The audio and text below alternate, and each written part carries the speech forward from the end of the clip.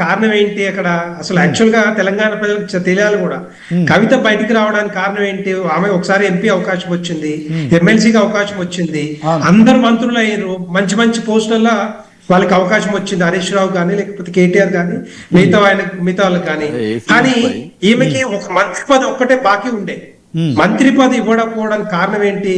ఎట్టి పరిస్థితుల్లో అక్కడ కేటీఆర్ అడ్డం పడడం, లేకపోతే హరీష్ రావు లేకపోతే సంతోష్ రావు అడ్డం పడడం ఏదో జరిగింది. అక్కడ కేసీఆర్ రెడీగా ఉన్నా కూడా రేపొద్దున ఎందుకు అనేసి వీళ్ళు ఆపడం వల్లనే ఈ రోజు బయటకు వచ్చి వాళ్ళ మీద డెఫినెట్ గా, ఎందుకంటే వాళ్ళు బీఆర్ఎస్ పార్టీలో ఆ నలుగురు ఉన్నారో ఆ నలుగురే డెఫినెట్ గా ఈ తెలంగాణ రాష్ట్రం ఇంత ఘోరంగా ఇది ఉండడానికి కూడా కారణం అదే అనమాట.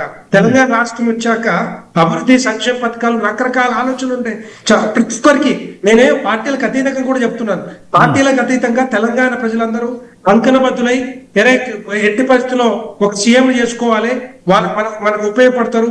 ఉద్యోగాలు కానీ, రైతుల గురించి కానీ, మహిళల గురించి కానీ, రైతు కూలీల గురించి కానీ, ఆటో డ్రైవర్ల గురించి, ప్రతి ఒక్కరి గురించి ఆలోచిస్తారు అని చెప్పి ఆలోచనతోటి ఆ రోజు ముఖ్యమంత్రిగా చేసుకుంటే, ఆయనతో పాటుగా గెలిచిన వాళ్ళంతా కూడా బీఆర్ఎస్ నాయకులు, మంత్రులు రీతిగా దోపిడీ చేసినంటే డెఫినెట్ గా అదొక కారణం. రెండవది ఏంటంటే మంత్రి పదవి రాకపోవడం వల్ల ఈరోజు బయటకు వచ్చి వాళ్ళని కూడా టార్గెట్ చేస్తా ఉంది. రెండవది ఏంటంటే ఈమె మంత్రి కాకపోతే రేపొద్దున ముఖ్యమంత్రి పదవి ఆ లెవెల్ కూడా పోలేదు కాబట్టి, ఎందుకంటే కేటీఆర్ అడ్డం పడతాడు కాబట్టి. సో ఎట్టి పరిస్థితుల్లో దాన్ని దాటుకొని పోవాలంటే నాకు ఒక పార్టీ ఉండాలి, ఆ పార్టీ పరంగా నేను కూడా స్ట్రెంగ్త్ అవ్వాలి అనే ఆలోచనతో ఈ రోజు టార్గెట్ చేస్తా ఉన్నారు. డెఫినెట్ గా నేను అనుకునేది ఏంటంటే హరీష్ రావు పక్కన పోయినా కూడా కేటీఆర్ కానీ లేకపోతే కవిత కానీ కేసీఆర్ కానీ ఈ ముగ్గురు మాత్రం డెఫినెట్ గా ఎప్పుడో ఒక రోజు మాత్రం ఒకటవుతారు, మళ్ళా పోటీ చేస్తారు, మళ్ళా ఎన్నికల్లో గెలవాలనే ఆలోచన ఉంటది. కానీ డెఫినెట్ గా వీళ్ళకి ఇప్పుడు బీఆర్ఎస్ పార్టీ పతనం అయిపోయింది, తర్వాత కాంగ్రెస్ పార్టీ ఇంకొన్ని రోజుల్లో వాళ్ళకు కూడా స్టార్ట్ అయిపోయింది. ఎందుకంటే 9.5 సంవత్సరాలు పరిపాలన ఏ విధంగా ఉండనో అదే విధంగా ఈ రోజు తెలంగాణ రాష్ట్రంలో కాంగ్రెస్ పార్టీ కూడా అన్ని అడుగుజాడల్లో పోతుంది. ఎక్కడ కూడా అభివృద్ధి లేదు, సంక్షేమ పథకాలు లేవు, ఇన్వెస్ట్మెంట్స్ లేవు, కంపెనీస్ లేవు, పిల్లలకు ఉద్యోగాలు లేవు, ఏవి కూడా రావట్లేవు.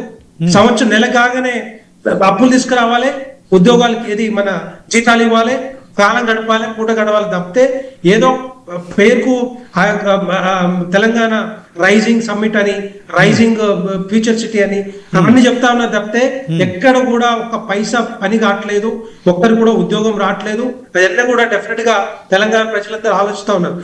ఒకటి ఏంటంటే ఈ ప్రభుత్వం నడిచిన లేకపోతే అంతకుముందు 9.5 సంవత్సరాలు బీఆర్ఎస్ పార్టీ ప్రభుత్వం నడిచిన కేసీఆర్ గారిది డెఫినెట్ గా ఈ ప్రభుత్వానికి వచ్చిన డబ్బంతా కూడా గ్రామాల్లో ప్రతి అభివృద్ధి కూడా, మీరు రోడ్లు కానీ, లైట్లు కానీ, స్ట్రీట్ లైట్స్ కానీ, లేకపోతే శ్మశాన వాటికలు, ప్రకృతి వనాలు, పంచాయతీ బిల్డింగ్స్ ప్రతి ఒక్కటి కూడా పైసా లేకుండా కేంద్ర ప్రభుత్వ నిధులు వచ్చినాయి కాబట్టి ఆ 10 లక్షల కోట్లు అప్పుడు ఈ రోజు తెలంగాణలో గ్రామాల్లో ఈ విధమైన అభివృద్ధి జరుగుతుంది. కానీ ఈ 2 సంవత్సరాల కాలంలో ఆ సర్పంచులు కూడా ఎన్నికలు జరగలేదు, సర్పంచులు లేరు కాబట్టి ఆ నిధులు ఆగిపోయినాయి. ఫైనాన్స్ కమిషన్ నుంచి వచ్చే 6,000 కోట్ల రూపాయలు కూడా ఆగిపోయిన పరిస్థితి.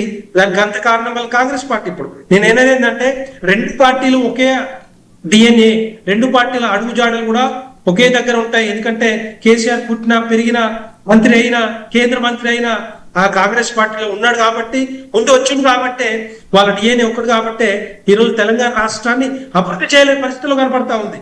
అందుకనే తెలంగాణ ప్రజలు కూడా ఆలోచిస్తున్నారు, వీళ్ళందరూ ఎంతసేపు కొట్టుకున్నా కూడా తర్వాత ఒక్కటైతారు, తెలంగాణ రాష్ట్రం అభివృద్ధి చేయలేకపోతా ఉన్నారు. భారతీయ జనతా పార్టీ కావాలని అనుకుంటున్నారు, డెఫినెట్ గా భారతీయ జనతా పార్టీ వైపు చూస్తున్నారు. ఈ విధంగా ఏమైతుందంటే